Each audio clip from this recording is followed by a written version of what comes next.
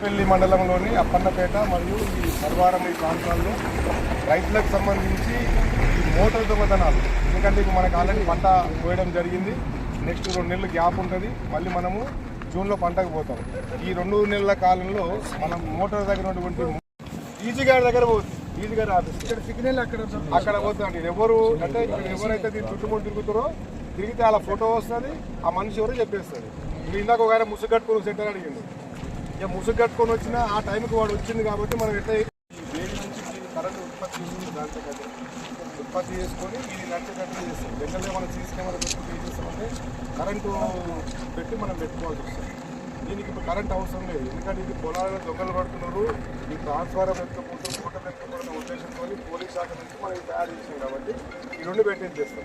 మరి ఇది బాగానే పెట్టినా మరి ఇది ఎక్కకపోతే ఇది ఎత్తుకపోయిన కదా మనిషి అడగపోయినా అనుకోండి సౌండ్ వస్తుంది సార్. సౌండ్ కదా ఇది ఎవరైనా మనిషి ఎత్తుకపోయినా అంటే మనిషి అడగపోతే చేయాలి కుయ్యి కుయ్యి కుయ్యి అంటే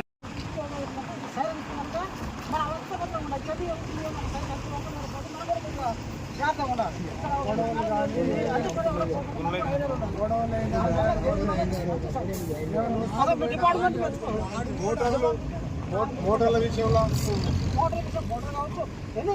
అందుకే రైతులకి ఏం చెప్తుందంటే మాకు మనం ఏంటంటే మీ మోటార్లు ఉంటే కాబట్టి తీసుకోపోమంటున్నాం. 2 నెలలు పని ఉన్నది కాబట్టి తీసుకోపోయి ఇంటికాడ పెట్టుకోండి.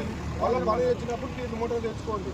ఒకవేళ మీరు తెచ్చుకున్నప్పుడు ఇది పెద్ద మనిషి చెప్పినట్టు ఏ చిన్న కరెంటు పోయినా ఏది పోయినా కూడా మనకి ఇందులో రికార్డ్ అవుతుంది కాబట్టి మనం దాని ద్వారా మనము చాలా ఈజీగా ఉంటుంది. రైతులకు న్యాయం చేస్తుంది మా ఉద్దేశం.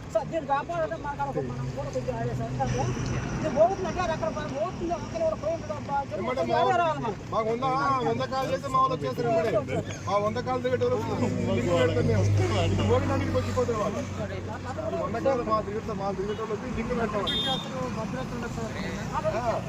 భద్రతతో ఇందాక కూడా చెప్పిన రాయితో కొట్టారు మూడుతుందని చెప్పారు. దాన్ని కూడా పోయినప్పుడు ఉప్పు అంటే అడవిలో వేయటం మధ్యలో అది ఏందో అనుకొని చెప్పని మీరు చేసారు. మళ్ళీ టేబుల్ వరకు చెప్పినాం అంటే అవగాహన రావాలని చెప్పి.